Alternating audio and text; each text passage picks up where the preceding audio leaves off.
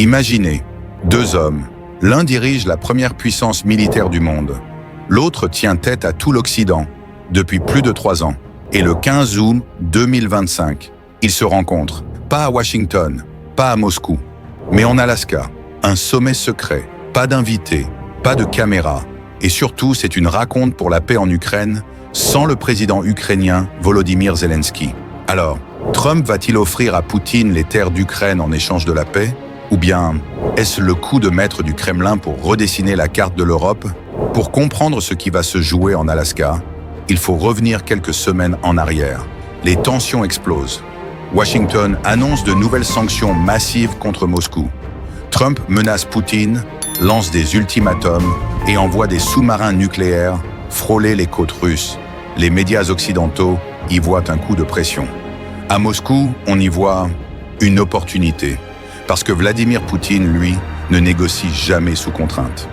Il attend le moment où l'adversaire croit avoir l'avantage, pour inverser la partie. Pendant que l'Occident parle d'asphyxier la Russie, Moscou renforce ses alliances avec Pékin, Téhéran et Delhi. Les pipelines tournent, les contrats se signent et la machine militaire russe avance méthodiquement. Début juillet, Trump envoie des ultimatums et Poutine n'a rien réagi et il a fini par envoyer un émissaire secret à Moscou. L'hôpital se moque de la charité. Je comprends pas les amis. Tu lances des ultimatums et tu vas frapper la porte pour demander à négocier. C'est que tu es faible si tu fais ça. Et c'est ce que Trump a fait pour se ridiculiser. Donc la rencontre a eu lieu. Officiellement, préparer les négociations. Officieusement, tester la détermination du Kremlin. Résultat, il découvre que Poutine n'est pas là pour demander, mais pour imposer. Avec une liste claire, Crimée définitivement russe. Donbass, Zaporijia, Kherson, et selon certaines sources, une partie de Kharkiv. Pour Moscou, ce ne sont pas des conquêtes, mais des territoires libérés. Pour Kiev, c'est un démembrement pur et simple. Et là, la bombe. Zelensky n'est même pas invité à ce sommet. 2 hommes vont décider du sort de l'Ukraine, sans l'Ukraine. Pourquoi l'Alaska? Pour les Américains, c'est chez eux, mais à quelques kilomètres seulement des côtes russes. Pour Poutine, c'est presque à domicile. Et le symbole est clair. Un président américain qui reçoit un président russe, en terrain neutre, d'égal à égal. Si un accord est signé, il pourrait mettre fin à la guerre, mais aux conditions de Moscou.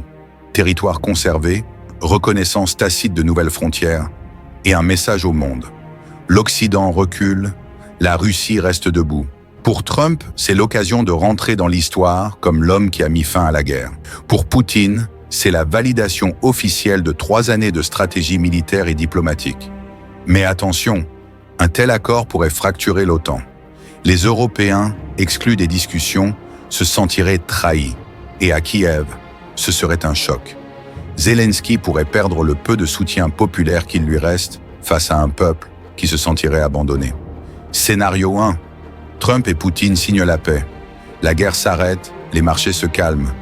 Mais l'Ukraine sort amputée d'une partie de son territoire. Scénario 2. Échec des négociations. Alors, c'est le retour à la case départ, et peut-être même une escalade militaire. Dans les 2 cas, ce sommet va marquer un tournant. Parce que pour la première fois depuis le début du conflit, Washington et Moscou parlent directement, sans l'Ukraine. Et ça, c'est peut-être le signe que la véritable bataille n'est pas celle des chars, mais celle des cartes et des signatures. Alors, le 15 août, sommes-nous sur le point de voir la paix revenir en Europe? Ou bien, assistons-nous à la plus grande négociation secrète de ce siècle, où un pays entier pourrait être échangé contre la promesse d'un cessez-le-feu? Une chose est sûre, si l'histoire s'écrit en Alaska, elle portera la marque de Vladimir Poutine et pourrait marquer soit le début d'une désescalade, soit l'ouverture d'un chapitre encore plus sombre de cette crise.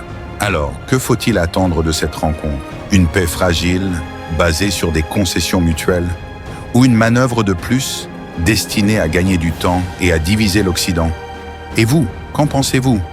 Poutine vient-il négocier ou piéger? Trump joue-t-il la paix ou son image? Laissez votre avis en commentaire, car ce qui se joue là pourrait bien redessiner le futur du monde. Balancez des likes et abonnez-vous pour ne pas rater les prochaines vidéos.